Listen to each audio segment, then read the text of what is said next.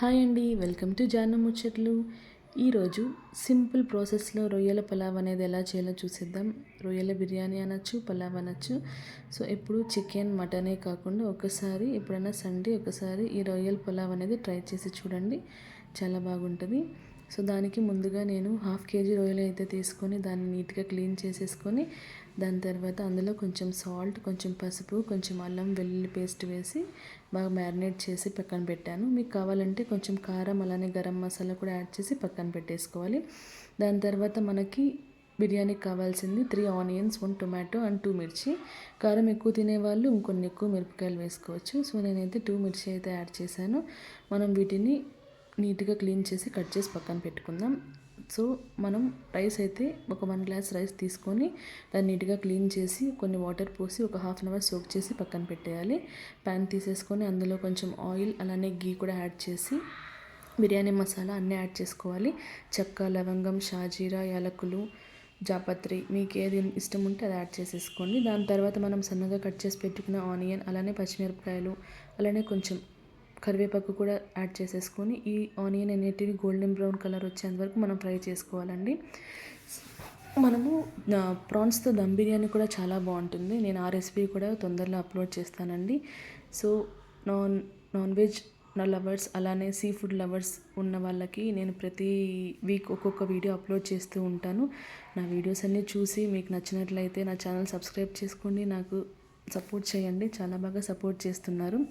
So నేనైతే ముందుగా ఇందులో గీ అనేది యాడ్ చేసుకోవడం మర్చిపోయాను. గీ యాడ్ చేసుకొని అలానే కొంచెం అల్లం వెల్లుల్లి పేస్ట్ యాడ్ చేసేసుకున్న తర్వాత కొంచెం పసుపు అలానే కొంచెం సాల్ట్ యాడ్ చేసేసుకొని మనం ముందుగా కట్ చేసి పెట్టుకున్న టొమాటో పీసెస్ కూడా యాడ్ చేసేసుకొని ఈ టొమాటో పీసెస్ని మనం బాగా కొంచెం మగ్గేంత వరకు ఫ్రై చేసుకోవాలి. టొమాటో పీసెస్ ఇలా మగ్గిన తర్వాత ఇప్పుడు మనం ముందుగా మ్యారినేట్ చేసి పెట్టుకున్నాం కదండి ప్రాన్స్, ఆ ప్రాన్స్ అనేటివి తీసేసుకొని మనం యాడ్ చేసేసుకోవాలి. మనకి ఈ రొయ్యల్లో ఏమంటే మనం కొంచెం ఉడికించేటప్పుడు వీటిలో వాటర్ కంటెంట్ అనేది బయటకు వస్తుంది. సో అలాగా వాటర్ మొత్తం బయటకు వచ్చేంత వరకు మనం వీటిని ఫ్రై చేసేసుకోవాలి. మూత అనేది కొంచెం క్లోజ్ చేసేసుకొని మనకు వాటర్ అంతా బయటకు వచ్చేంత వరకు ఇలా ఫ్రై చేసేసుకొని ఇందులోనే మనం కొంచెం పుదీనా, కొత్తిమీర కూడా యాడ్ చేసేసుకొని అలానే మనకు కావాల్సిన మసాలాస్ కారం, గరం మసాలా, బిర్యానీ మసాలా ఇవన్నీ కూడా ఒక్కొక్కటి యాడ్ చేసేసుకొని ఈ రొయ్యలు అనేటివి కొంచెం బాగా ఫ్రై అయ్యి కొంచెం మనకు గ్రేవీ టైప్ వస్తుంది కదా, అంతవరకు ఫ్రై చేసేసుకోవాలి. ఇలా ఫ్రై చేసేసుకున్న తర్వాత ఇందులో మనం వాటర్ వేసి మనం 1 గ్లాస్ రైస్కి అయితే 2 cups ఆఫ్ వాటర్ యాడ్ చేయాలి. సో ఫస్ట్ వాటర్ వేసి వాటర్ కొంచెం బాయిల్ అయ్యేంత వరకు మళ్ళీ రైస్ వేసుకోవచ్చు. అలా లేదు అని ఇలా మనకు ఫ్రై అయిన తర్వాత మనం ముందుగా దీంట్లో సోక్ చేసి పెట్టుకున్నాం కదా రైస్, ఆ రైస్ని యాడ్ చేసేసి ఆ రైస్ మనం ఇలా ఫ్రై చేసామనుకోండి ఈ మసాలా ఫ్లేవర్స్ అన్ని రైస్కి చాలా బాగా పడుతుంది.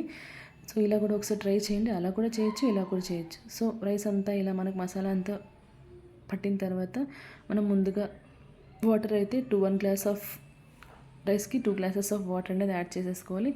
ఇలా యాడ్ చేసేసుకొని మనం సిమ్లో ఒక 2 విజిల్స్ పెట్టేసుకొని, హైలో అయితే ఒక 1 విజిల్ సరిపోతుంది, సిమ్లో అయితే ఒక 2 విజిల్స్ అయితే సరిపోతుంది.